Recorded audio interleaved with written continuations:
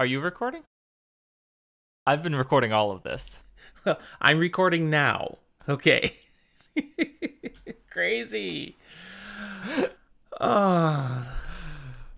Well, this is the quality content people come for. Definitely. Our crazy lives. I still don't see your face, but I'm okay with that. Ow! Because I'm worried Wow, that well, was painful. I'm worried that seeing your face is gonna throw off your tech again. Oh, and I see your face now. Is it still working? It's still working. Yeah, sorry I hadn't returned on the video after I restarted the computer. Okay, we're ready. Good. Let's do this.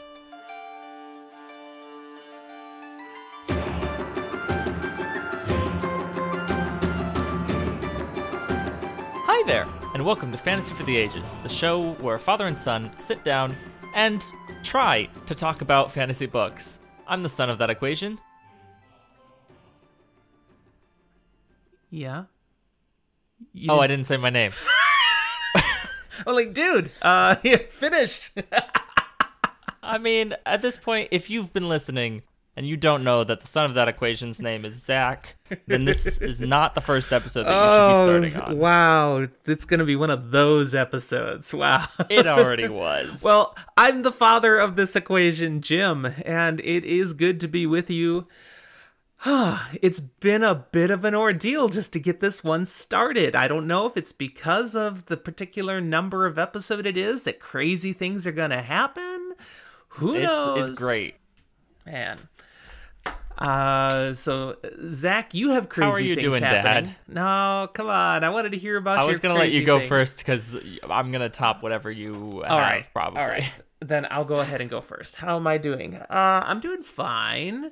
Had an easy morning and ready to get things going for the recording, and then just as we're ready to start, it decided it didn't want to record. And it couldn't find my microphone, and it took me 10 minutes just to figure out a way to get around that, because I still don't know what's wrong, but I'm still recording, and I'm happy to do so, and happy to do it with you. How are you doing, Zach? Well, I was doing pretty well until about 15 minutes before we were going to be recording. See, a little while back, my garbage disposal stopped working. That's fine. I've put in a maintenance request, but it wasn't, urgent. I'm like, come fix it. Today, I started my dishwasher, and then I noticed that my sink was slowly filling up with soapy, gross water. Yeah, that's not good. And I'm like, that's not good. Definitely not. So I put in another work order, and I'm like, okay, this is a lot more urgent. Please come now. And then a couple minutes later, I look and see that there is soapy water starting to spill onto the floor of my kitchen. So I stopped it and turned it off, and immediately was like, I am going to need to call and see if I can get them here. Turns out the fastest they can get here is Monday, so it'll be 2 days just sitting like that. Great. But hopefully, come Monday, they can actually fix something, not come in, look at it, and go, we need to order something and fix it a week from now. That would be nice. Hey, maybe they'll fix your garbage disposal while they're there. I think the garbage disposal is the problem for the entirety of it at this point. It could be. I just don't, I can't do anything about that right now. Nor should you. And it would violate my lease stuff. So instead, I guess I just can't wash dishes in the dishwasher and can't have access to the ones that are currently in there. But that's fine. Oh no, you can open your dishwasher. I'm letting it hopefully drain first, and I don't know if it will. Well. So because I don't know if it will, I'm hesitant to open it. Anybody know enough about dishwashers to know if it's not, draining properly in the first place, will it drain eventually so I can get the things out? Well, it's not like it fills up with water. It doesn't do that. It sprays water. Oh, but it fills enough. Not much, really. You should be able to open your dishwasher and not have a flood pour into the kitchen. I don't know, the amount that was coming up the sink, I felt like it was filling. It was weird. Well, that's because of where water is supposed to be leaving your dishwasher isn't getting out for some reason, and it's flowing back up. That's my prediction. Now, if I'm wrong and you open it and your whole kitchen washes away... I'm blaming you. Yeah, sorry. No, truthfully, the person who needs to blame you would be my downstairs neighbor, because they would be less happy. Hey, and you've got a history there in Austin of, water coming down from upper flooding? Apartments. Yeah. Not you At specific, but things you're connected to. Yeah. Yeah. All right. Well, let's move on to drinks. What are you drinking? You need a drink today, it looks like. I do need a drink, so I very quickly threw together some mango rum with Sprite. It is deceptively strong, but it slaps. This is good. If you have the chance, hop down to a liquor store. I'm using the Largo Bay mango rum. It's really good. Did you say it slaps?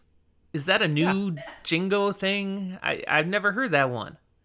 It slaps. I mean, it's a thing that has been around for a while. I'm pretty sure the fact that I use it is probably it's old by standards of pop culture, so I'm probably weird for using it now, not cool.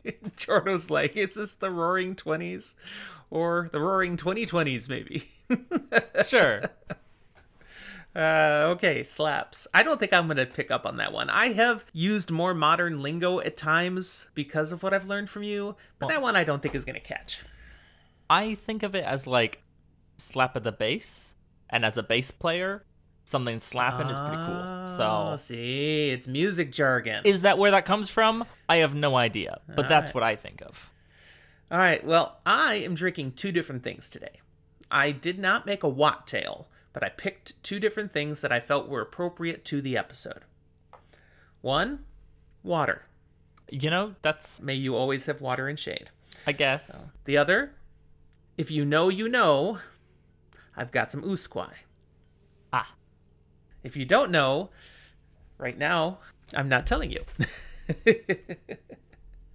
But again, this is exciting what happens in this episode. A couple of key things, and so those drinks just felt very appropriate to me. So there we go. So before we get to the exciting things in this episode, let's talk about some other exciting things, bits and pieces, updates. What do we got? Yeah, things that have nothing to do with plumbing. We have kicked off our Try Reader Tournament, something new we're doing on Twitter, such as where Fantology has done Twitter polls. We've done something similar, our own Fantasy for the Ages spin on it, focusing specifically on books. So, like Fantology has done lots of things like your 3 scariest characters and stuff. We're not going to do so much like that. We're going to focus on the literature itself as we work through a number of different topics and themes. So this first one, we were specifically looking for people's 3 best books that would be gateways into the fantasy genre. You got a friend, they read, but they haven't done fantasy, and you want to get them hooked. What might you recommend that they try? Once you read this, you'll never go back. Yeah, exactly. We want them in. So people were able to submit. We'll have a bracket of 18 competing, and it's a try-reader tournament. So every poll competition within it is 3 people up against each other, and people vote for their best. So it goes a little faster than what Fantology had done. We'll move through it fast. However, we're doing prelims right now because we had so many entries for it. And the best part is I'm getting more books to put on my TBR, which I had down under 300, and now it's going to go back over. So, oh well. I'm waiting for you to come to me and go, it's over 500. Oh, it could be. Definitely waiting for 4 digits. That'd be a fun one. Yeah, it could be. So, as we work our way through the poll, I see Discord is asking about it. The intention is we're going to have a new one up in these prelims. They run for 6 hours. The full one, when we get to the main bracket, will be 24 hours to vote each time one comes up, but they're just 6-hour periods for the prelims to kind of move it through faster. The first one, I believe, is done now, or maybe is almost done, but I won't be able to put the next one up until we're done recording today, so we'll get to it. Yeah, first one's done. Woohoo! And so 65% made their voice known. That's a pretty strong win for our first competitor. All right. Indeed. So in a future one, we'll be able to talk about who won. Yay. Let's move on to something else, though. Dune. Did you finally watch it? No. Oh, I dude. did this morning go, you know what we could do? We could watch Dune. It doesn't really feel like a morning thing. And so I was like, nah, let's wait. So I'll watch it very soon, hopefully, when I should. Maybe tomorrow. It'll only be on HBO Max for a month before they take that off. So make sure you get it. Yeah, that means I've still got 3 weeks. It's really good. And again, people who are, enjoying it, putting it out on Twitter and stuff, everybody seems to be universally liking the movie. It's not getting panned anywhere I found, so I'm feeling good that I enjoyed it. I found it a very accurate adaptation and look forward to the next movie. So, Wheel of Time, that's our next topic. The trailer, the final trailer that came out, have you watched it?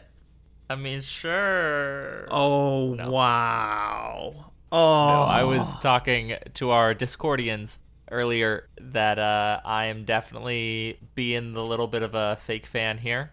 I am a huge fan and not actually fake, but you wouldn't guess it from the fact that I've been like, I'm busy, I haven't watched it. I'm not going to do it right now Well, we're a little busy right now. because we're already had a little bit of a mess, but definitely sooner rather than later. It's just 2 minutes long. Maybe a little bit of after chat. I'll stick around and give my fresh reactions to our people live here in Discord. The teaser trailer was actually longer than the teaser. But the teaser really is there for the people who don't know the show, because it really lays out finally what is this show really about. It does a nice job of setting that up and getting us particularly excited about some things. We were talking before you got on about the White Cloaks and the way it portrays them in new ways that, ooh, we're going to love hating them. Gotcha. All right, so we won't talk any more about that. Make sure you get it in. Maybe it is right after our episode. That could be cool. That could be fun. The last thing I'm going to mention before we move into today's content is simply we've added a new channel on our Discord server. Tell me about it. The Ask Zach or Jim channel, where we're encouraging people to go ahead and ask us questions that we might be able to respond to on a podcast. People can just type in their questions, or they could actually drop an audio clip, and we will therefore, in a way, put them on the podcast, and they can hear themselves asking the question. We'd love to have some audio clips, so if you're listening to this out there somewhere, you want to do that, go ahead and get on our Discord, drop your clip, or even email us a clip. I mean, any way you want to get it, but questions are welcome, and we don't guarantee to answer every question, but any question that we think, that might be fun to talk about on the podcast, we'll definitely get in here. And so we'll have one at the end of today's episode from our listener, Jordo, that we'll take a moment, take a flyer at. Fantastic.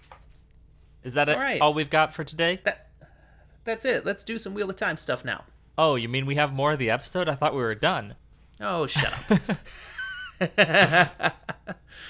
All right, so this episode, 2 chapters of The Dragon Reborn. We start with chapter 33, called Within the Weave. Ooh, interesting. We're moving back to Perrin. Good guy, Perrin. We've left Perrin for a while, so we're getting back to Perrin and the people he's traveling with as they follow Rand.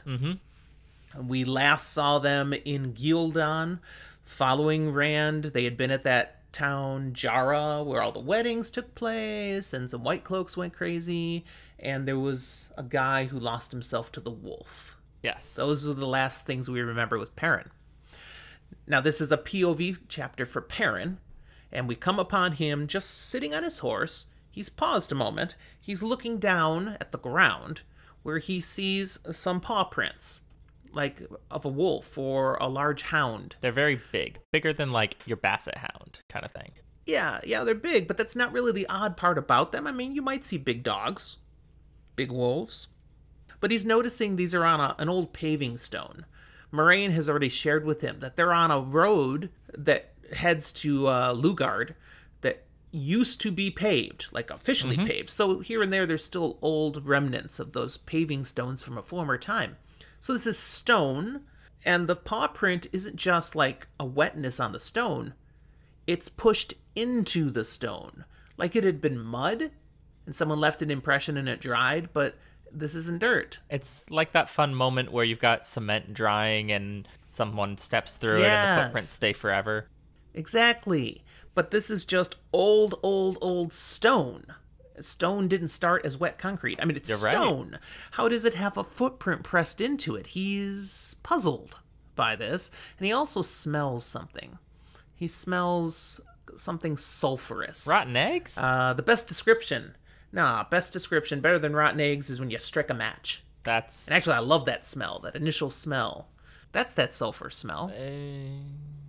But the good kind, instead of the bad kind. I mean, technically you're smelling a mixture of like a sulfur and phosphorus scent. You're gonna get all And chemistry there's on me. Come typically on. more phosphorus Chillax. than there is sulfur in a match. But sure, True. I'll give it to you. actually. Anyways, it's just a little whiff of the smell. Now he's looking at this. He can't figure out what it means. How could this happen?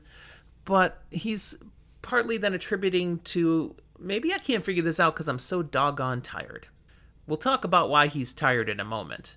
But part of it comes down to why he's traveling along this way and who he's traveling with. Remind us who's in this party, Zach. Who's traveling together? Well, along with Perrin, we've got most notably Moraine and Lan. She would appreciate you listed her first. Yes, most notably. There's also Good Guy Loyal. Our loyal friend Loyal's going along with all this. And these four here are really traveling along, following after Rand. Rand, the guy who, ran away. It's almost like we have a book titled after him. What could that be? Oh, right, this one.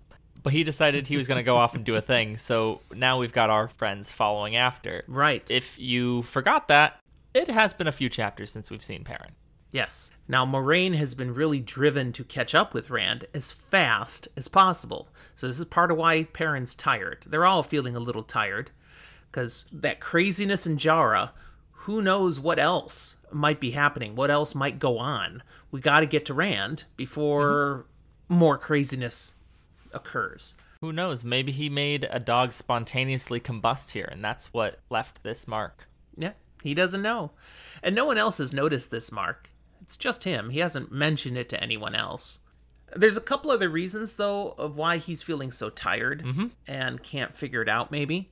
One is his dreams. He's been having weird dreams, and therefore he's not sleeping well. And in fact, he's trying not to sleep too deeply because he's kind of concerned about these dreams. Like he had this weird dream with Egwene and Hopper.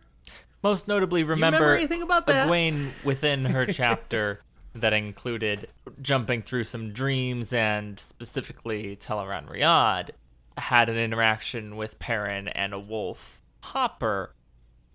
So apparently Perrin's recalling that same incident. And it wasn't just a dream, like we already knew there, but Perrin is aware of it as well. Exactly. So this tells us, okay, Egwene had gone to Teleran Riyadh, saw this, Perrin saw the same thing. We can assume Perrin's, in some way, shape, or form, having some contact with this dream world. Intentional or not, it's happening in some way, shape, or form, and that's about all we know, but it's hard to get real rested sleep. Right. Now, Perrin has no idea that that was really Egwene, like the real Egwene, visiting his dream. He doesn't know that. But he does... That's not really what bothers him as much. What bothers him is there's a dead dog in his dreams.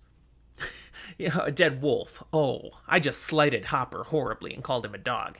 But yeah, he's already been working very hard and successfully keeping the wolves out of his thoughts. But now when he's sleeping, the one that's not even alive anymore is showing up in his mind. Okay, this is really bothering him. It's like, I saw you die. I killed people when you died. I tried really hard to forget that, but I can never forget it because I always think about it. Yeah. Okay, one more thing. As if those things weren't enough. One more is giving him a reason that he's struggling to rest, to get any good rest. And it's all the disturbing things they've been encountering since they left Jara. Because they've been coming across instances where really weird things have been happening. Unsettling. Like what we're seeing in our Discord right now. Because that is really an unsettling image and hard to focus, isn't it? No, it's great.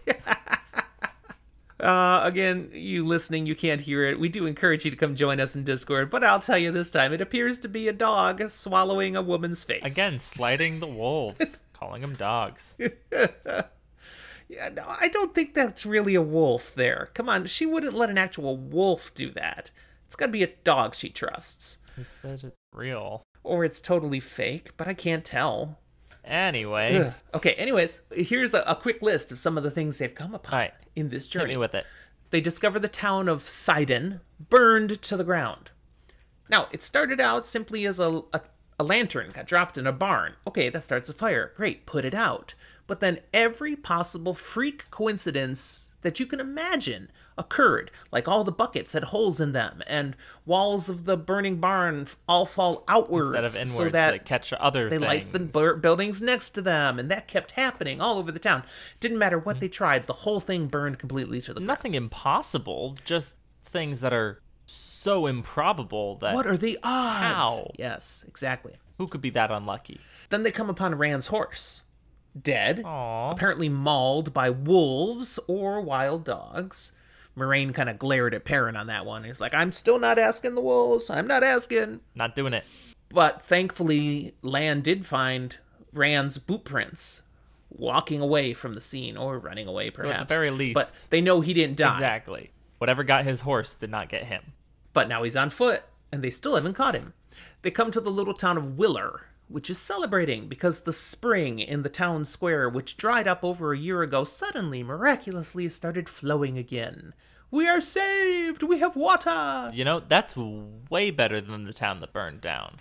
And then a few towns later, they get to Samaha, where every well in the town suddenly went dry, just the night before. That's not as good. Now, they come upon a town called Talon, where just a morning earlier, all the old arguments going back decades suddenly boiled over at once. Everyone's at each other's throats, and 3 people are murdered before everyone kind of comes to their senses and goes, what in the world are we doing? Nah, that's not crazy. That's just Hatfields and McCoys. To the extreme. And then there's File, where the crops were coming in really poor this year, and it looked like they weren't going to make it. Starvation might be at risk. And then the mayor, he's out behind his house digging to build a new privy, and he finds leather sacks of gold in the ground. That's nice. Old bags full of gold. So now they have all the money they need to buy food for the town, and no one's going to starve. I mean, it works out, especially that the mayor found it, not just some random sap who was going to keep it for himself. Now, this stuff is crazy. All these extreme... I mean, what luck or what disaster. I mean, amazing extremes. And Perrin is really like, what the heck?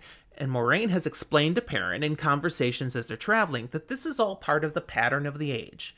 That the wheel of time is weaving what's happening here and always seeks balance. Because Rand is passing through, he's distorting what the wheel is spitting out to greater extremes. There's always a balance, Moraine says, and always a balance of the good things versus the bad things that happen. Gotcha. And in fact, the truth is, none of it is good or bad. The wheel of time, the pattern, it does not make those value judgments. It just lets these sorts of things happen and these sorts of things happen in a perfect balance. Maybe definitely need you to remember that whole explanation when we apply it to, maybe certain extra pattern beings. Certain extra pattern beings. Don't worry about it for now. Okay. I will die on that high hill. Don't know where you're going with this. Okay. So Rand moving through these areas is causing still a balance of what can be described as good and bad, but more extreme. And it's just the way it is.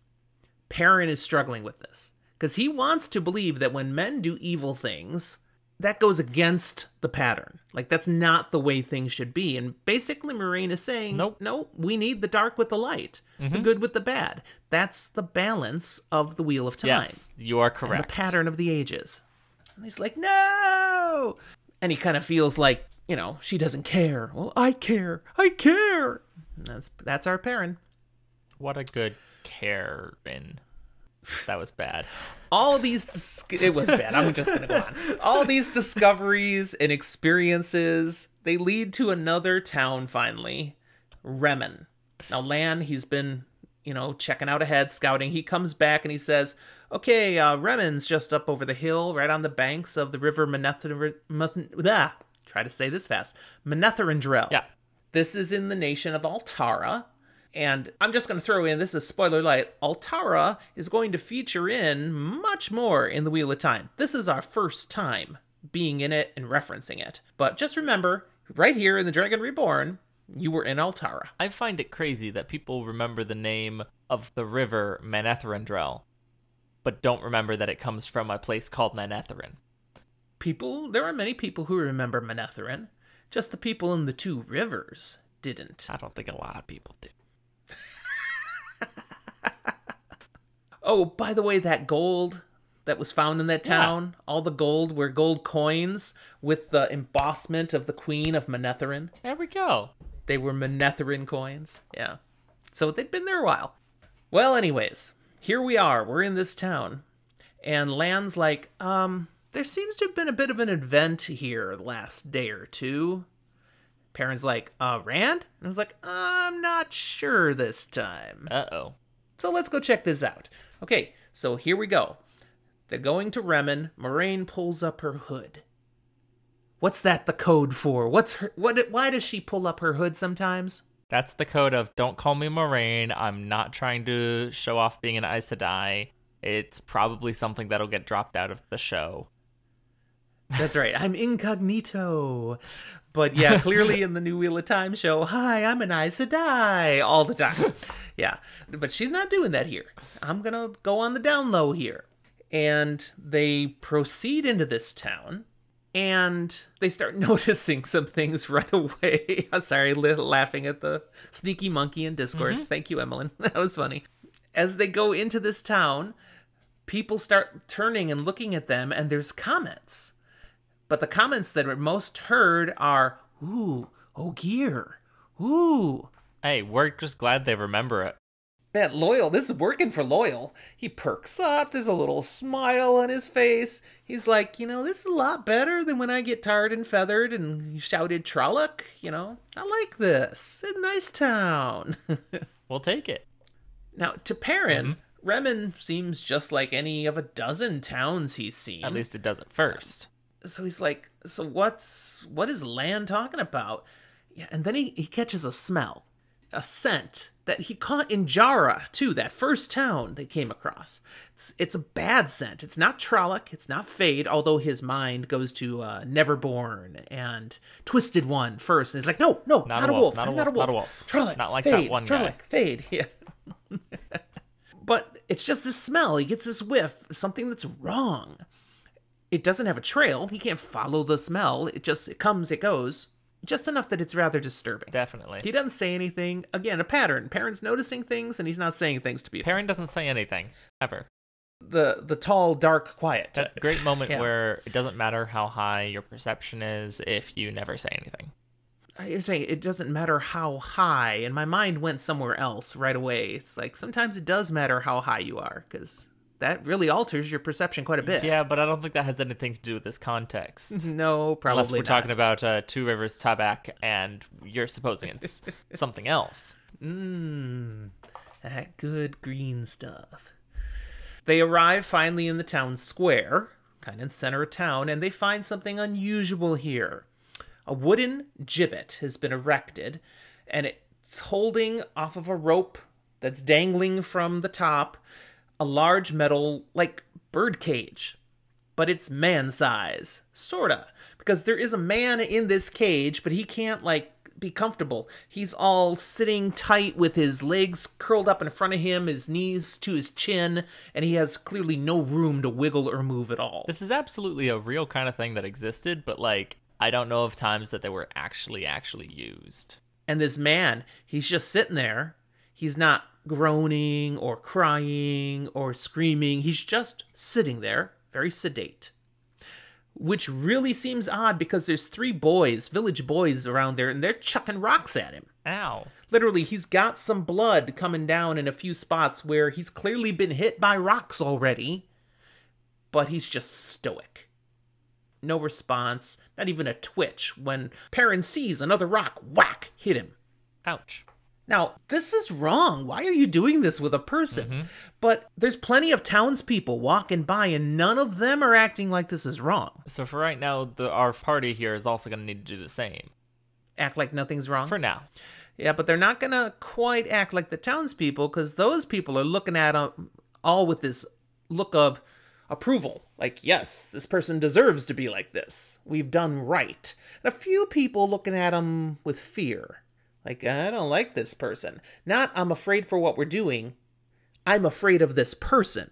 And it's good he's in a cage, kind of thing.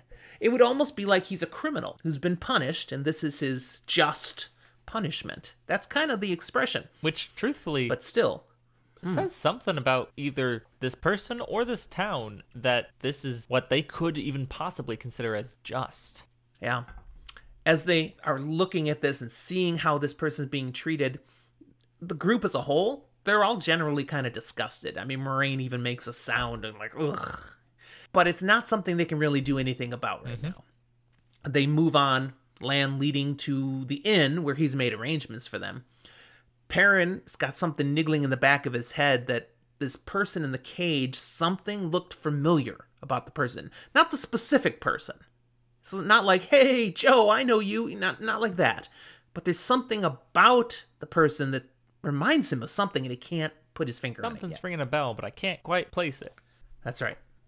So, still with that in the back of his head, he follows the rest of the group and they enter into the common room of an inn. This is a place Lan has been already when he was scouting. He's made some arrangements for them. He walks in and the innkeeper, Master Andra, you're back. So we're going with the Alice and Andra We've heard thing. that Gotcha. alias before. Do you remember the first time we heard Lan go with the alias Berlon. Master Andra? Yeah, there you go, Berlon. And do you remember what Moraine went by at that town? Alice. Mistress Alice. Yes. So those are their costumes here too. That's what they're going with. Even though there's nothing said about that with Moraine yet, it'll come up later. Perrin's going to go by the fake name Perrin.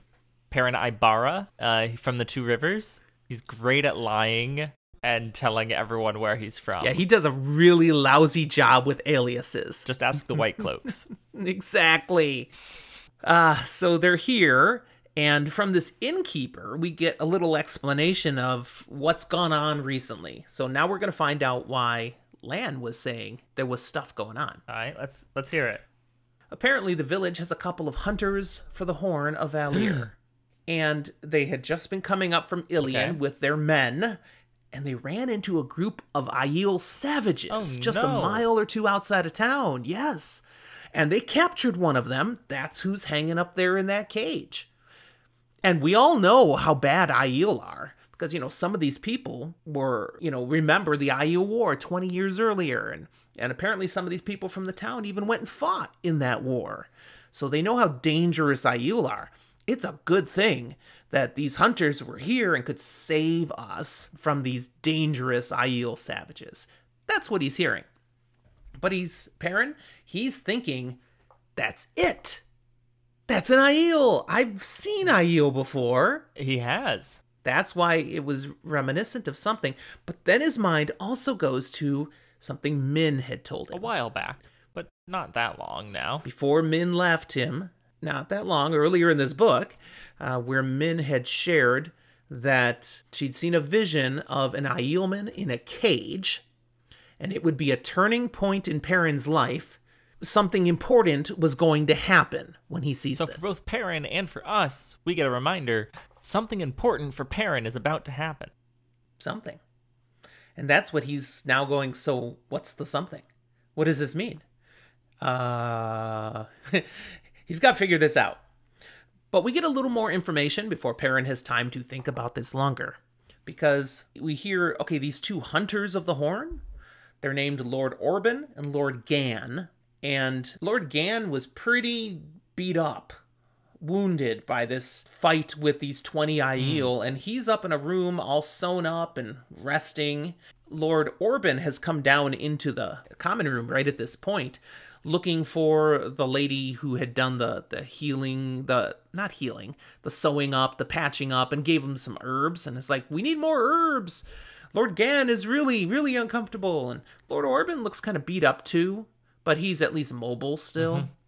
And we get an impression from Perrin, from Lan, the way they talk to Orban and ask some questions, that this guy's a clown, and they know it. Bit of a charlatan. They don't respect this guy very much. He's clearly exaggerating some things, is the impression they get. He feels very highly of himself, and he seems to totally enjoy being lifted up as the savior of the town for having overcome these dangerous Aiel. Now, truthfully, Moraine asks, did the town have issues with Aiel? Was there anything going on? And the innkeeper just is like, well, no. But I mean, like, couple 20 years ago, Kyrian had a whole bunch of problems, so just imagine what a couple of black-veiled Aiel could have done here in this town. That's right. If we know they're here now, they're probably going to do to us what they did back there in Kyrian. So thank goodness, thank the light that the hunters were here to save us. So they get some information directly from Orban now, asking about, just what went down then. And they say, well, we were traveling with 10 others on our quest, our hunt for the horn, and we came upon 20 Aiel savages. Did you?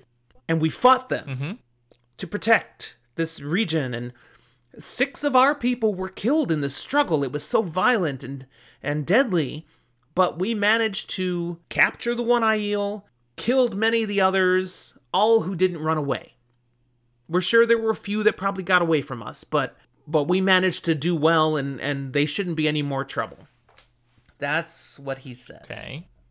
Okay. Now, he makes a comment about the Aiel that I want to get your direct impression of, Zach. He says, no doubt they're hiding their dead now. I've heard they do that. The White Cloaks are out searching for them, but they'll never find them. So what might we conclude from that comment? And this is the same conclusion I believe Lan and Perrin and all come to. Well, the first easy assumption is he did not lie about the numbers that he had with him. The 2 of them plus their 10 men, probably accurate. Yes. However, the one that they captured is probably like the only Aiel that was out there. There is probably not a whole bunch of dead Aiel laying out there. Yeah, you're not going to find them because they never were. Habeas corpus, show me that body. But we also learn here that, White Cloaks? Dang it, there's White Cloaks here too? Because White Cloaks have been a problem for these guys, particularly for Perrin. White Cloaks are everywhere. Yeah. Now at this point, Lord Orban, he moves back to his room. I want to like to think he was starting to get the vibes from our group that they're not buying what he's selling. So he'll move along. Well, it's just that thing of everywhere he's been, everyone's been showering with him with praise and adoration, and now people are actually asking follow-up questions, and he's like, nope, I'm out. I feel that way. And then Moraine, who'd kind of stayed in the background during the conversation with Lord Orban, she steps up now, and she says, so our rooms, please? And the innkeeper's like, oh, yes, of course, and leads them out of the common room, up some stairs, heading to the rooms. Perrin's trailing the pack, and he has a sense that somebody's looking at him. You get that feel in the back of your neck? And he turns and he looks. And across this common room, there's people, talking about, ooh, Ogier, ooh, what a fancy lady, because Lady Moraine, she clearly looks like nobility. But he spots one person who, forget about all that other stuff, one person is staring right at Perrin. It's a woman who seems to be by herself. She's not sitting with a group of anyone else. She seems young, maybe about his age. Interesting. Plain clothes, perhaps good for traveling, for movement. None of the fancy frills or noblewoman stuff. He notes she's tall, black hair to the shoulders, and an overall appearance that Perrin finds intriguing. In fact, he thinks to himself that he can't quite decide whether she was beautiful or not. Now, I thought that was an odd thought. It feels... Zach, is this what goes through your head when you see a woman? I'm not sure if she's beautiful or not. No, honestly, it feels kind of fucked up. Like, to be completely blunt and blatant. That's not cool. Like... Exactly. It has that vibe of, like, you're really beautiful, but also, like, I really don't like your nose. And it's like, whoa, that's super superficial. Judge much? What? Well, Perrin is pretty sure that she looks away as soon as she realizes he spotted her staring. And now she's like intentionally not looking. And it leaves him concerned. Why was she watching me? What did she notice? Does she know something? Is she someone I need to be worried about? Perrin may never know. That's where the chapter ends. Well, chapter 34 is going to pick up right where this left off. Oh, convenient. Yeah, it's called A Different Dance, and we are going to have some dancing in this episode. Oh, interesting. The innkeeper is leading them up down the hallway now to their rooms, and he's yammering on about this and that, but Moraine calls him up abruptly for clarification. Like, wait, what was that? When he makes a statement about someone proclaiming a dragon. Proclaiming the dragon in Gildan. You know, she's like, what? Wait, hold on. There's a new dragon? A new false dragon? In Gildan? It's like, no, my lady, I'm sorry. There's someone proclaiming the dragon. Mm-hmm. But which dragon are they talking about? It's someone talking about the one that happened over on Eridaman, Toman Head, that whole mess, all through the sky. It was a whole thing. You've probably heard about it. Right. And so there's this man out there in Gildan. He's talking to everyone who will listen about the dragon and proclaiming his greatness and all he will do for the world, and we should be following him. Perrin, he figures it out pretty quickly. Mm-hmm. He's talking about Massima. That zealot. That doofus is not just talking to the little group, he's now proclaiming and preaching it all over the countryside. At least about the dragon. At least he didn't go down and weaponize one of the groups that was already claiming him, as far as we know. All right.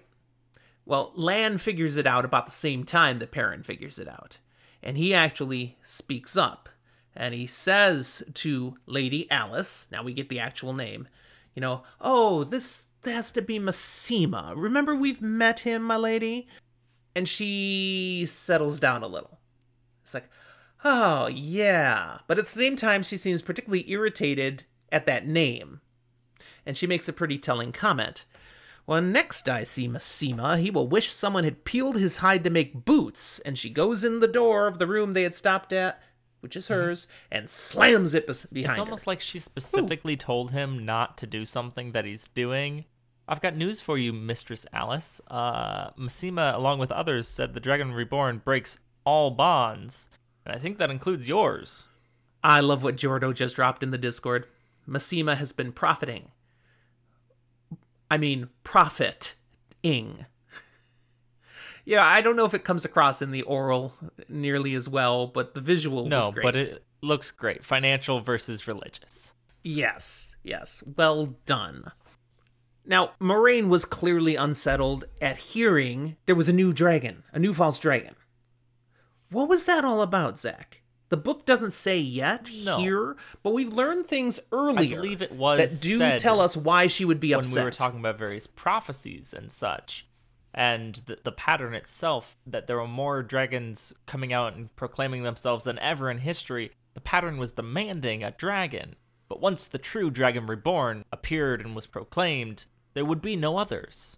And in fact, there had been 3 false dragons in the world active at the time Rand proclaimed himself as the Dragon Reborn at Falma, and at that same exact moment, literally, all 3 of them fell. So one died, one was captured and executed, and one was captured and taken to the White Tower. If there were to be a new figure stepping up, being proclaimed as a Dragon Reborn, it'd be like, oh shit, did I pick the wrong guy?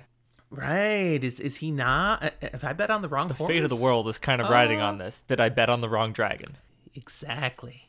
So, when we get then that, no. Just talking about that dragon.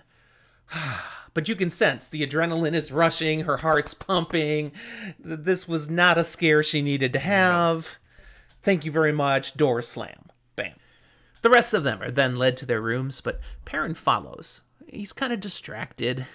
His mind is still troubled and going around and around by 2 things. The woman that was watching him. What does that mean? And that caged Aiel. What does that mean? And is he, Perrin, or the rest of them in some danger because of either of those things, or because of both of those things? Probably. Perrin settles into his own small room. The innkeeper has the impression Perrin is a servant. So he gets a servant's quarters. Tiny little space. That sucks. That's very funny if you think long term with the storyline, but spoiler light, won't mention anymore. But so Perrin, the servant, gets this little room, and it's got a bed, he's got a place to put his stuff, and it's got a little stool. And he sets all his stuff down, and instead of laying down and resting on the bed, he just settles onto the stool so he can think. And he just sits there thinking. I like to think he full photo pose, goes into the whole thinker stance, and just absolutely sits there. Yep. And he's the puzzle of these two things that he has to deal with. It's going on and on and on. And he's still in that position when there's a knock at his door and Loyal opens up and comes in. Loyal's excited. Perrin, you gotta know this. Guess what? He found that they did have an Ogier-sized bed, which is great. Mm-hmm. They brought it down out of storage. He's gonna sleep in comfort tonight. But it's not just any old bed. The bed is built of sung wood. Dang. Remind us of the significance of sung wood, Zach. Well, technically, it's eco-friendly. Instead of chopping down a tree, you just sing to the tree and it gives it to you. It's wonderful, and you don't actually harm the tree. However, the true significance here is that more likely than not, it's Ogier made with their talent for tree singing. Which is rare, awesome. It's an extra piece of home. There's not many tree singers around anymore at all. Loyal, of course, happens to be one. I want to ask you, okay, did someone sing a bed frame out of a tree? I think so. Or pieces of wood that were then put together to make a bed frame? I think it would be great. It's more likely that the wood was sung out and then turned into... I want to see just this whole bed issued forth. That it was sung out. And it's partially because when we saw the Ogier Grove, the steading, not the grove, there were bits and pieces of stuff that was like congruent with the trees made in for homes and such. And I like to think that that's kind of how they do. They sing things in and through and out of trees. So if it's a sung wood bed, I think the bed frame straight up was sung straight out of a big tree. They do have some pretty great trees, after all. Mm-hmm. I would think that would take some pretty talented singing. Definitely. It was also probably really expensive. Maybe. For someone who's not an Ogier to buy it, perhaps. For this town? Then again, the Ogier may have donated it. Because, dang it, we want our own size bed when we come to town. Could have been. Probably pretty old as well, but still quality and better than anything else. Now, Loyal is a little put out at Perrin's reaction, or dare I say, lack of reaction, to this whole excitement that he has. It's like, this is great, this is awesome, guess what they have? And Perrin doesn't really react. It's kind of like, oh, yeah, that's nice. Perrin's still stuck in his mind trap. I don't think that means what you think it means. No, but I intentionally chose words in a way. I'm sure you did. Perrin, he's still, he's stuck thinking about all this other stuff. He doesn't have the mental capacity to totally be what Loyal wants him to be at this moment. And in fact, okay, I'm going to go down and get some food, Loyal says. And Perrin's like, all right, I'm not really hungry right now. And Loyal heads off to get dinner, and Perrin doesn't really even notice him go. He's so turned in with his mind to figure out what's going on. This girl, this Aiel. This girl, this Aiel. How do I figure out what to do and what's the significance?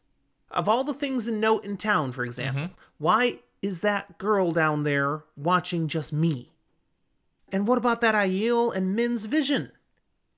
Does that mean I was supposed to do something when those kids were throwing rocks?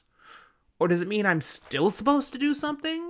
Or is it just none of my business? Perrin, take it from somebody who does this to himself way too much. You will not figure out or solve anything by just sitting there and thinking. You're just going to think yourselves deeper and deeper into a hole. That drain will keep circling and you will never pass through it. You got to go do something. Well, thankfully, Perrin comes to that same conclusion. I just need to go do something. So he gets up, he buckles on his axe, and then he's like, wait a second. Why am I putting my axe on? Just in case. He's a little unsettled, actually, at how naturally he did it, like on automatic pilot. But nevertheless, he doesn't take the axe back off. It makes you feel safe, and you don't like it yet, so we're still good. So he leaves the room, axe on belt, walks down the hall, And in front of Moraine's room, he knocks once and walks in. And hilarity ensues, because what does he encounter, Zach? Well, I want to know if you can sense what he really encountered, because the book doesn't say, the book implies. What does he encounter? to me, Moraine's in her underwear. I don't think she's naked. Forget the underwear. I think he caught her stark No, naked. I don't think so. And she had a robe. Maybe she had it kind of draped over her shoulders, but it wasn't all closed and revealed because she'd bathed. Now she's doing her hair.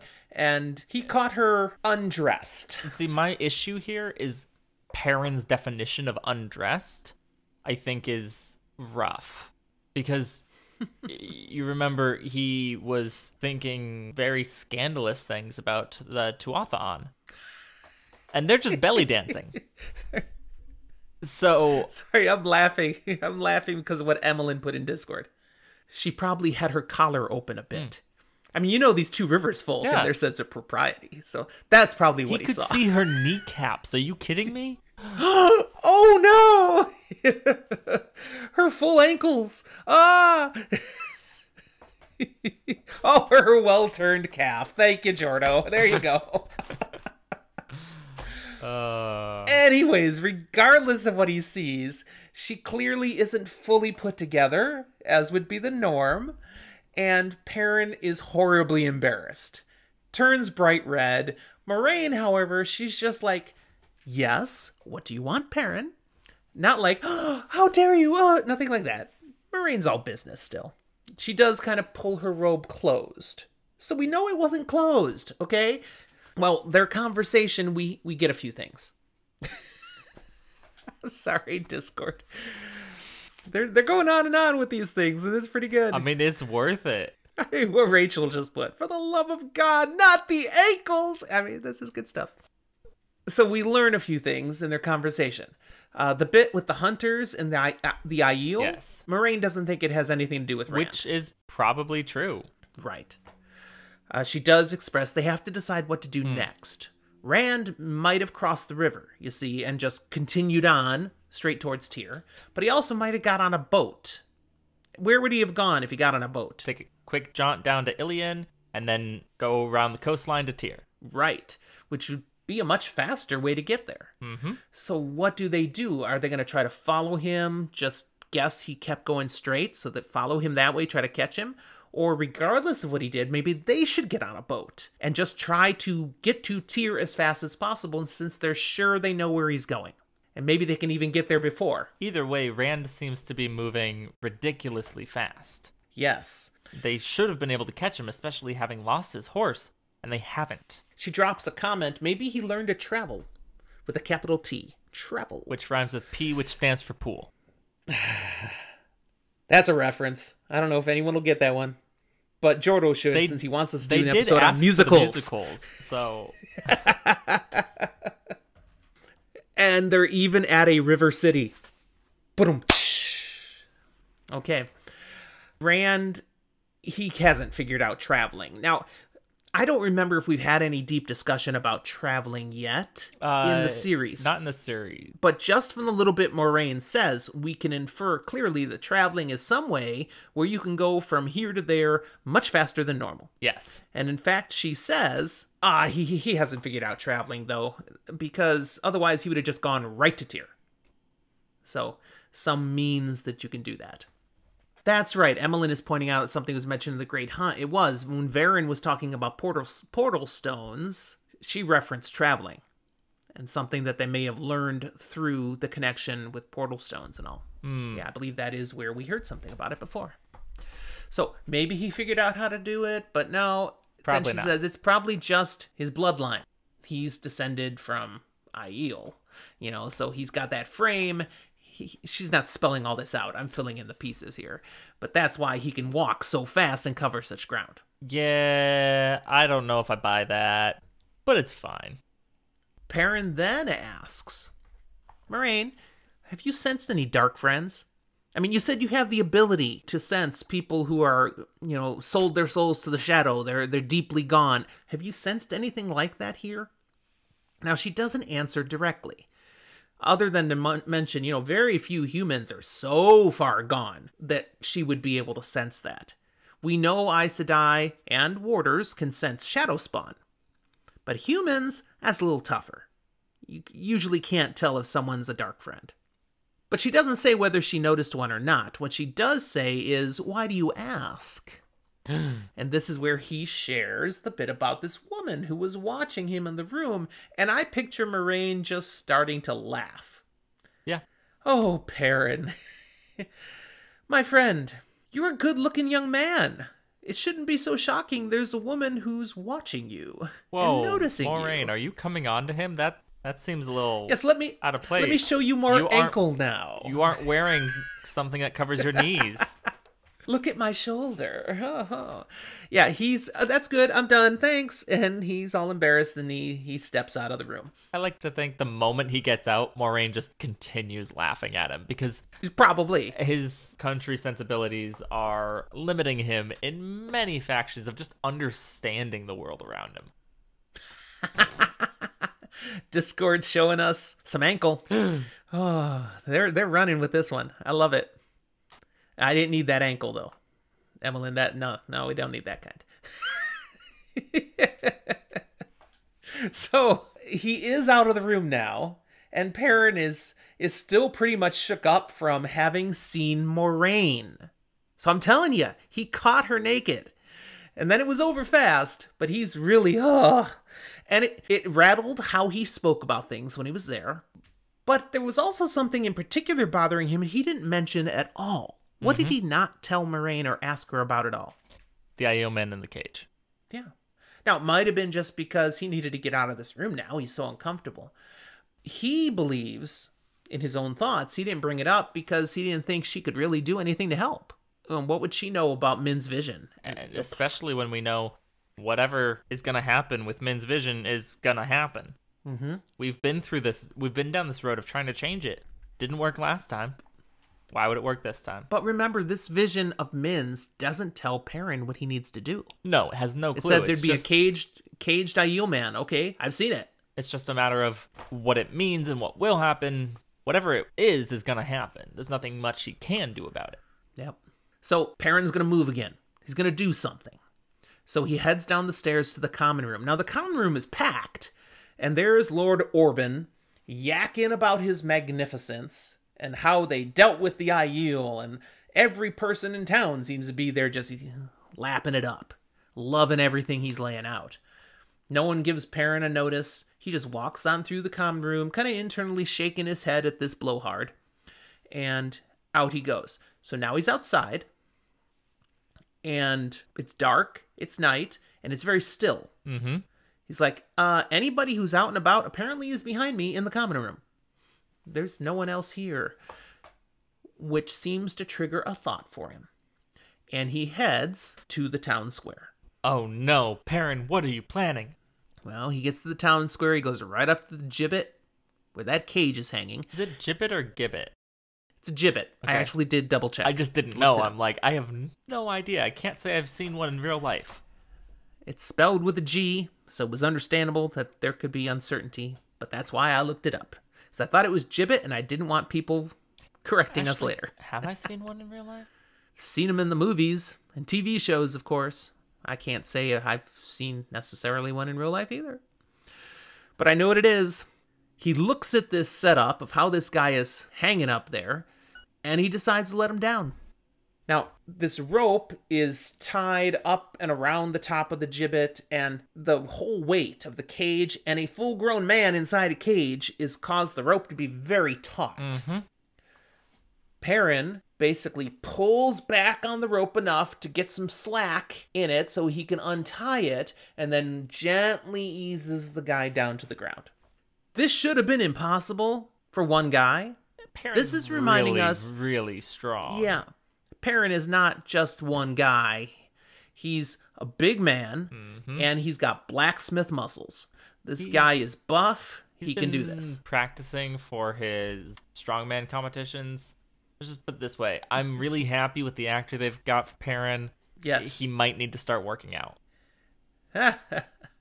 I'm sure he already Flamingo does. Sedai through there in the Discord. No wonder the ladies were checking him out. You know, he's a specimen, okay? I don't It know. does That's make more some of sense. a male gaze thing. A male gaze thing? Yeah, like whether or not it is actually seen as like the pinnacle of male attractiveness is more of that's like no, the super muscular guy over the top muscles is what men typically think of as the attractive male, not necessarily in other gazes, but what we see in media is often the male gaze. I've not heard that phrase before, but are you trying to make the case for scrawny, thin dudes ought to be the hot ones? No, I'm just pointing out what I think we can see and observe, and the woman in our chat agrees with me, so I'm sticking with it. Okay, got it. I just never heard that before, the male gaze. All these things I learn. That's good. You're keeping me young or keeping me stupid. One of those two. Porque no los dos. Well, all through this process of getting down onto the ground, the Aiel man, he's said nothing. He's made no noise. Now, he's just sitting there quietly looking at Perrin. He's studying Perrin. Like, he's trying to figure this guy out. Perrin doesn't say anything. He just looks at the cage, sort of shakes his head. As a blacksmith's apprentice, he knows metal. And this cage, it sucks. The chain, it sucks. The lock is a good lock. But what's the point of a good lock if you have it in a container that's all just blah? What I'm hearing is a high school student welded the cage using horrible slag metal products, but they definitely went to a master locksmith to get something that will actually keep it secure. Pretty much. Perrin takes his axe. It's a battle axe, so on one end it's got a point, the sharp point at the back, and he sticks that into what he determines is the weakest link. Goodbye. And snaps it, so the chain pops off. He threads it out. He can take the lock off. Now he opens the cage. He steps back. Ta-da! You're free. And the Aiel dude doesn't do anything. Yeah, it's that weird moment when you think about it and go, all this time, there's been a guy inside of this cage. Mm-hmm. Where's he been at? Just sitting there. Just sitting there. And he continues to just sit there. So Perrin's like, why aren't you getting out? I mean, I got you down and all and opened it up. You expect me to lift you up too? I mean, come on. And the Aiel man comes back with a question for him, and he's like, why have you freed me? Perrin's response, I don't like seeing people in cages. It just seemed like the right thing to do. And he's thinking, I'd like you to start moving now, because I don't want us to people get in caught. town will not agree that it was the right thing to do, and then we'll have a problem. So the man in the cage, he does very smoothly and easily pull himself up and out and up to a standing position outside the cage, and then leans on the cage. That's super impressive. That is super impressive to me. It is, after being in there since yesterday, to just whip himself out of there. But then he says, my legs aren't going to work so well for a little while here. I kind of got to wake them up. Now, can you imagine the pins and needles he's feeling as he's standing there? No, and I'm glad that I can't. His legs can't. have to have been asleep. I've had my foot fall asleep and then have to get up and walk around, and get it back. And that hurts, man. That hurts. But this guy, his whole legs are probably asleep and they're now, zing, zing, zing, zing. And he, nothing. I mean, He's not even bothered. The ache in He's the just joints standing there, that should calmly. be there. Hurts thinking about. We got to move on or my knees are going to start really hurting. Instead, what he does do is he says very calmly to Perrin something that you will come to recognize as classic Aiel. He says, I am Gaul, of the Imram sept of the Sharad Aiel, Wetlander. I am Cheyenne Matal, a stone dog. My water is yours. I'll be honest, I forgot Gaul was a stone dog. I did not. I remember very few of them. Stone Dog is one I remember because of Gaul. Perrin, of course, he does not understand this full intro at all, what this is all, and he stumbles along saying, yeah, I'm Perrin Abara, the Two Rivers, I'm a blacksmith. I'm trying to kind of blend in with you here. And he wishes he'd brought a water bottle. now as he's seeing Gaul trying to recover. Because, could we make this move along a little faster? This is probably hard for you. I could have maybe helped a little more. Mm-hmm. So we're stuck waiting for Gaul to recover enough to move on. And so while he wakes his legs up, they're going to chat. Yeah. Perrin asks a question. You called me a wetlander. What's that about? And we learn, well, the Aiel Waste is very much dry. Now, Perrin had heard that. He had no idea how dry. Water is sparse. It's so dry that the Gaul points out, you have rivers. These huge bodies of water flowing. First time I saw one, I almost didn't make it across. I was terrified. I thought it was an ocean. It's not. I mean, how can people actually go into bodies of water? Yeah. So everybody that lives in this part of the world, they call wetlander. What else do we learn? Well, we go through a little list here. Some things we've already heard before. For example, the Aiel, they're searching for he who comes with the dawn. We heard this back in the previous book, and hey, I know that guy. Perrin's like, yeah, that's Rand. He doesn't say that. Or at least not initially in the so many words. He does say, hey, I know that guy. Yeah. In that, I know where he's going, and I'm following him too. He's going to Tyr. You're going the wrong way. He doesn't go far as to say, I grew up with this guy. He's my friend. His name is Rand. Yeah, he doesn't say all that. He doesn't say all that. Doesn't set up the Tinder profile for him. It's fine. Gaul is surprised briefly that, what? He's going to Tyr? And then he's like, oh, wait a second. That makes sense. And he references an Aiel prophecy that when the stone of Tyr falls, the Aiel will leave the threefold land at last. Okay, so there's a prophecy connected to he who comes with the dawn that the stone of Tyr is going to fall, so it makes sense he's going to Tyr. Now he said the threefold land. They will leave the threefold land. That's the name the Aiel have for the waste. They don't call it, hi, we live in the waste. They live in the threefold land. It sounds like there's really a lot of prophecies going on, especially tied with the Stone of Tyr. It almost feels tropey, and for more on that, stick with our next episode that will come out that we recorded yesterday. Yes, absolutely. Gaul shares one more nugget from that prophecy. He says, the prophecy tells us we will be changed and find again what was ours and was lost. That's so clear. I'm glad you clarified. Absolutely. Wow. Practically, you know exactly what to do now. So Perrin says, okay, you ready to go now? And Gaul says, it's too late. Wait, what? And then we hear, the savage is loose. Shit. Although I want to note, this was funny. In my book, my hardcover of The Dragon Reborn, it says, the savage is loose. It's missing an O. Hey, babe, can you grab The Dragon Reborn off the shelf? I gotta check. Those of you listening on Discord, check. If you have a copy of the book, if you have a hard copy or paperback, check this. Check chapter 34. Zach is going to do it on his now. I actually have two copies of this. I have this copy that was yours that was old, and I have a copy that Rachel's grandmother got us recently. That's a big, nice hardcover one. Is this signed? That one's not signed. No. The first and the fifth that I have in the other room are signed by Robert Jordan. So, shout out see those. To Rachel's grandma. Yeah. But, chapter 34, Emmeline says the Kindle copy is accurate. That makes sense. They can easily fix things in Kindle versions. I'm sure the page numbers don't match, but do you have it for me? No. I can find it really fast.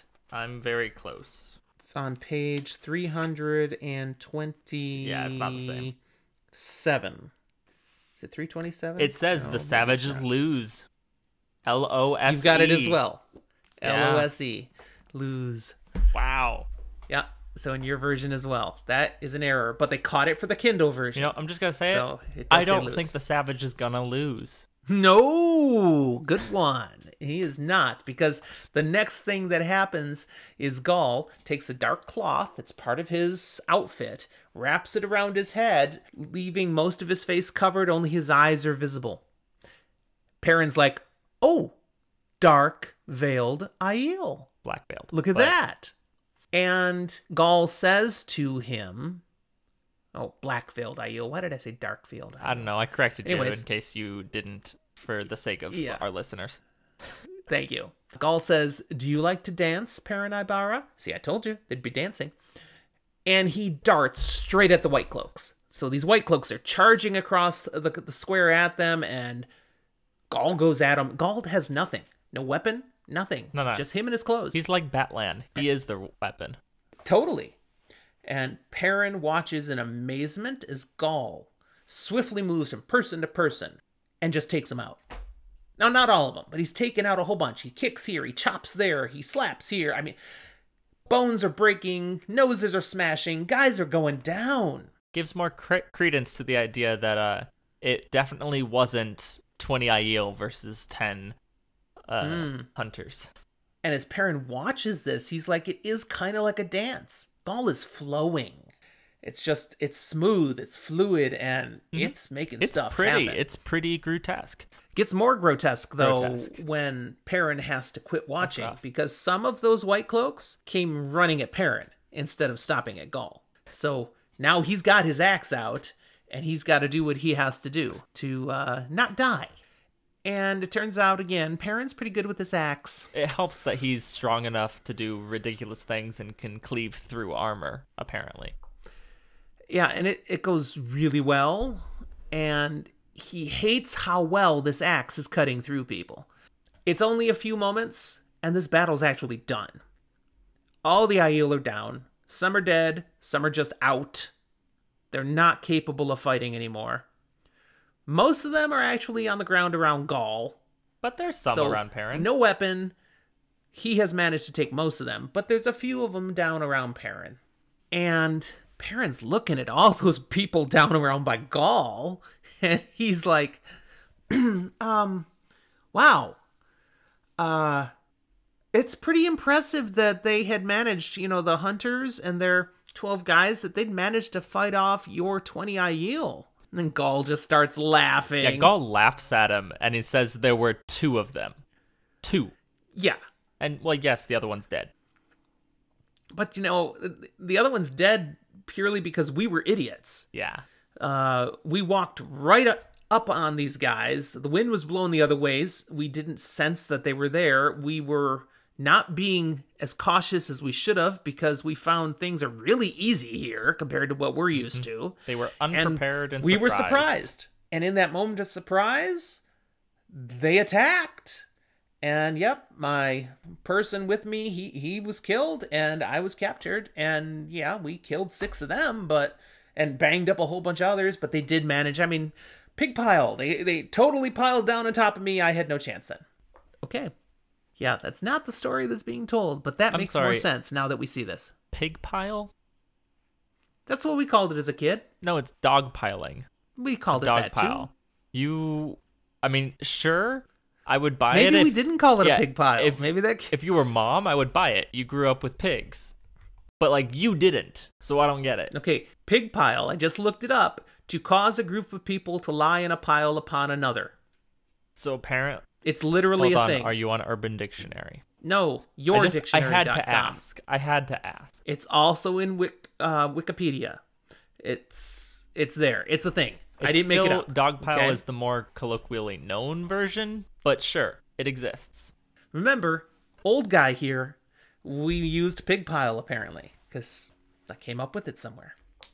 So then we have Gaul saying, well, our work is done here. Okay, he doesn't exactly say that, but he does say, it's time to run. I must go. And I will remember Tyr. And then finally gives a very formal sounding greeting. May you always find water and shade, Perrin Ibarra. And disappears into the night. And Perrin thinks to himself, that's a good move. I should probably disappear into the night too right now, because I'm standing here amongst a dozen dead and mostly dead White Cloaks. This would be a bad spot to be noticed. Again. It'd be a bad spot to be noticed again. And as he starts to go, and he starts... It's not the first time Perrin's been noticed around dead White Cloaks. Right. And then he's like, oh, but maybe I should do something about this thing I'm holding in my hand that's dripping blood. So he's got to clean his axe. He takes the cloak from one of these dead guys and uses it to clean his axe. I'm going to guess it's not so white anymore it's a pink, after this. Pink cloak. Pink cloak. All right. Puts it back on his belt and starts to trot away from this, gonna head back to the inn. He doesn't take more than a couple of steps, though, when he notices that girl. Uh-oh. Or woman, whatever, the young lady who he'd seen in the common room. Now, he's not 100% sure that's who he sees, because as he notices, she turns and darts down an alley. But even as she turns, it looks like the same kind of attire. He's pretty sure this is that woman who was watching him before, and now she just saw this. Oh, crap. And he starts running after where she disappeared down an alley. Before he can get there, though, Lan shows up. You know, he's got that water cloak, so he can kind of just, ta-da, pop out from under the invisibility cloak, whatever. Lan didn't see what happened, but he sees what's happened. He sees the bodies. He's like, did you do this? Well, some of it. Oh, Perrin! And Lan is pretty ticked. Kind of like, how can you be so stupid? At least make sure you hide the bodies better. And then Lan is all about business.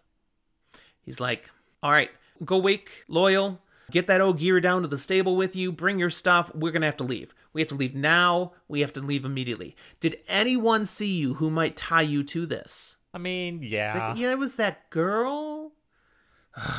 Okay, we got to go fast. Because it's not a matter of we got to be gone before someone notices this. You're telling me someone already noticed this. So we have to be gone before they come at us with weapons. Yeah, we're going to have to try to find a boat that will leave now. Not leave in the morning. We're going to have to pay whatever it takes. We got to get out of town.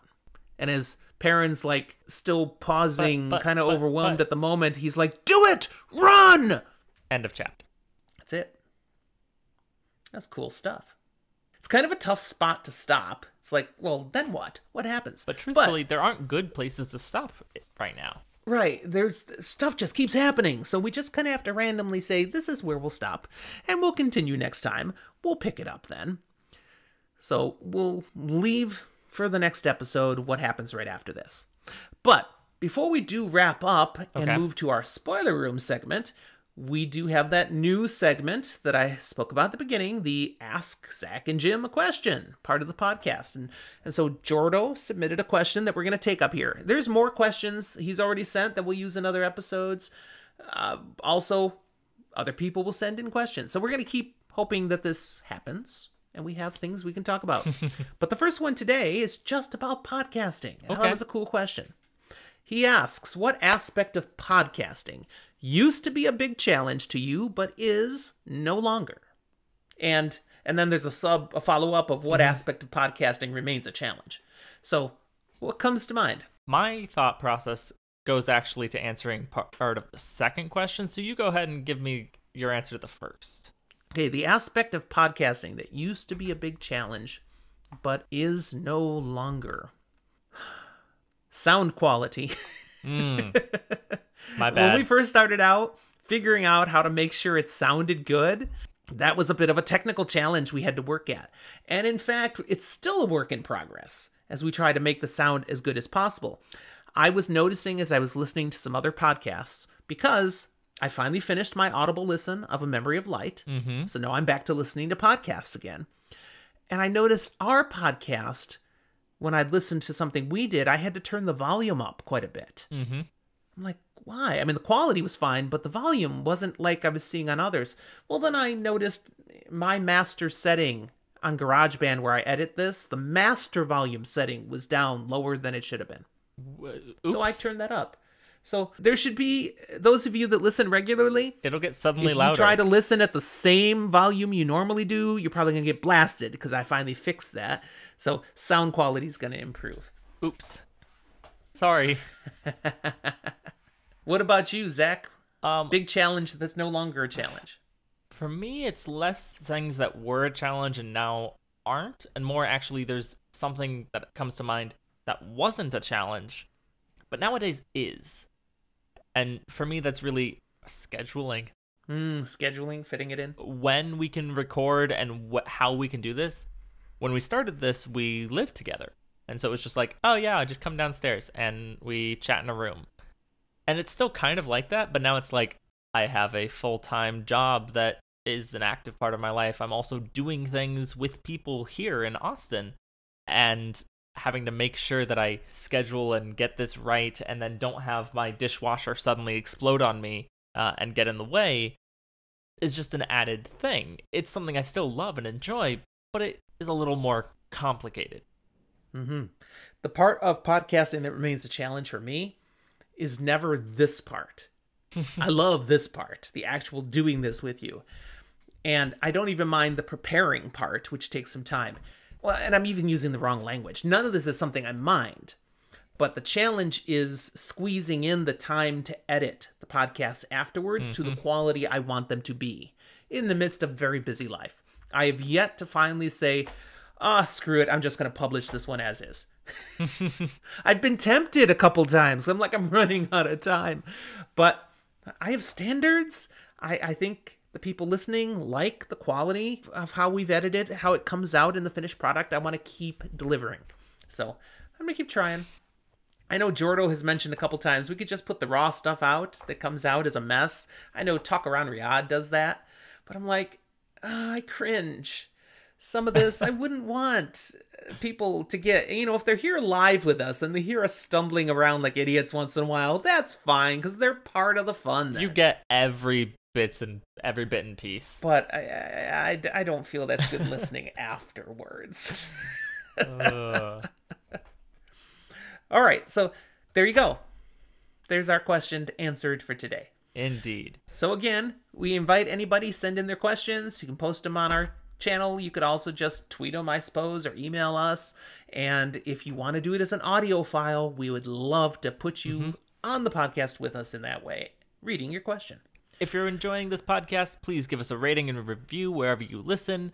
Engage with us on Discord or any of our social medias, Twitter, Facebook, or Instagram. Or if you want to support us even further, go ahead and become a patron. Like we were saying, you can join in on the fun live on our Discord server, or even gain other benefits, including early access to episodes, and access to some episodes that are exclusive just for patrons of that tier. And we do have a merch shop. Feel free to look and see what you could buy to have your own Fantasy for the Ages swag. If you do that, it's another way you're supporting the podcast. Beyond that, all right, if you're a first-time reader, go ahead and find your way on out for a moment, and we'll see you later. Now let's move into the spoiler room. Ba, ba, ba. All right, I've got a couple of things. I could spoil. I'm ready, so we have to roll to see who gets to go first. Black and white or just white? I'm using the big deadly die you gave me today. I need help. Black and white or just white? Go with black and white. We're getting some sardine. Got it. All right, here I go. Oh, not pretty. I got a 3. You're still going first. Sweet! Your 3 beats my 2. Oh, wow. All right. Well, this actually would have been easier if you'd gone first. Rachel looked over to me and said, next time I'm rolling. All right. I have 2 that I equally would have enjoyed going with. So I'm going to go with the first one. Gaul. Okay. I love that we got to meet Gaul this time. Gaul will be Perrin's friend to the end. This is where we first meet him, and I mean, Perrin does Gaul a solid. Gaul's a dead man if Perrin hadn't gone ahead and freed him. There was nothing in it for Perrin to free Gaul. He just felt, this is wrong. I'm going to do something about it. You're right. And then he fought alongside him to help him get away. Gaul will never forget this, and being Aiel, he does owe a life debt to him, basically. My water is yours. So he will be there as a companion in the future who never fails Perrin. Perrin will have issues with other people, but never with Gaul. And in fact, Gaul becomes his bro. They can talk about stuff. They talk about women. They talk about life. They talk about everything. I think they genuinely come to just enjoy each other's company.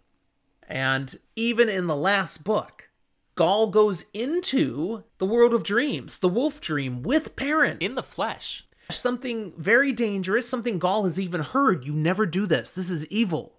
And yet he does it with Perrin. And Perrin leaves him there. And Gaul does not let him down. Gaul does solid. I love Gaul. He's awesome, and this is where we got to meet him. But he's going to have a huge impact throughout this entire series. And it all starts right here. Gaul is hands down one of the best Perrin characters. Yes. All right, what do you want to go with? I'm going to go personally with one, but then I'm going to touch on a different thing that isn't really a spoiler. It's just I need to clarify in this spoiler room. I'm going to touch on how and why Rand is still staying ahead of everyone. Because it's not that he has Aiel blood or something. It's not that he's just running real fast. There is no way that he can outrun horses with multiple days. He's just been walking, even though he's been walking like through the night sometimes. No. However, what we have seen is that whether he's sleeping or awake in some context, just like Egwene and Perrin, he's been touching Tel'aran'rhiod, a place in which you can be one place and then suddenly be a different place. Wow, you think he's using that? I don't think entirely, and definitely not intentionally, but I think he's so sleep deprived and out of control of what he's doing that I think, yeah, absolutely, he's occasionally bopping into Tel'aran'rhiod, and the distances are becoming smaller. Wow, that's an interesting theory. Wow. I've never heard that before. The other thing that I need to touch on is you had a whole paragraph in there about evil and good, the dark and the light, yes, needing to be there, the pattern flows this, whatever. And it's not even that the pattern decides this is evil or this is bad, just this needs to happen and it's balance. And we look at it and go, how could these evil things be part of the pattern? And it's like, well, because balance. Mm-hmm. And Perrin struggled with that. This is just one of these bits of pieces that I want you to look at and focus at when I tell you the Creator and the Dark One are the same singular being. Not. They are not. This totally shows not. That to me. No, it does not. You need both things. You do need both things, the good and the bad. And this is very reminiscent of what Rand will struggle with way at the end of the series, where he wants to kill the Dark One, and he comes to realize, no, we need the Dark One. Well, to me, the problem here is if you believe that there is both a Dark One and a Creator, then you are believing that there is a individual that is pure bad and pure good. But we just got told the pattern, the way this works, all this stuff is neither. It doesn't see either of these things as good or bad. Oh, I will totally go with that. When you read A Memory of Light and you have Rand directly talking with the Dark One is not evil. No. The Dark One just is. His way of things is the dark side of things. But he's not specifically evil. He's just doing what he is. And that's where I go, no, it's one person that has all these different pieces of it. No one is that one-faceted. Whether they are a simple individual or a powerful entity, no one is that single-minded. When Rand, in his contest with the Dark One, and they're creating various possible worlds, and when Rand finally creates the one where the Dark One was defeated and is no more, is gone, it's horrible. Oh, yeah. Because you need the balance. That's what this comes down to. Moraine already knows it. We need balance. This is normal. This is the pattern. This is how it works. Yeah. Anyway. We got deep on this one. That was good. I had to throw an extra one bit in there because I think it's a piece of that argument. And every time one of those pieces comes up, I think it's important for me to kind of throw it out there because no one's going to agree with me, and that's fine. Well, since you threw in an extra piece, I'm going to throw in an extra piece too because you didn't say anything about it. If I had to go second and you had taken Gaul, I would have been talking about Fael. Oh, yeah. We just met Fael. We don't even know her name yet, but boom, that's a big one that's obviously has some series lasting impacts. Pretty huge. So this section right here, we meet two characters who go on to be huge. One becomes, I'm going to call Gaul a secondary character. Fael becomes a primary character. She's not secondary. We have a ton of Fael POV. She's a primary character. If we go by time, like, that we see them and they're around, Gaul would be a primary. But we just, like, don't get a lot of Gaul perspective, or we never get any Gaul POV. He often isn't necessarily taking action. He just is there and we can depend on him. Of course, Gaul POV would be very boring because it would be a lot of silence. I don't think so. I think there's a lot going on in that head. The water runs deep and I yield. No, not the water. There is no water.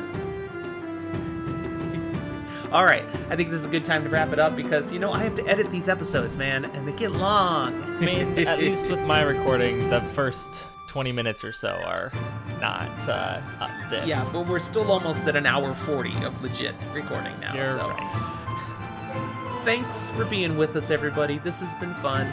Thank you for listening, all of you out there in Listen Land, and we'll talk to you next time.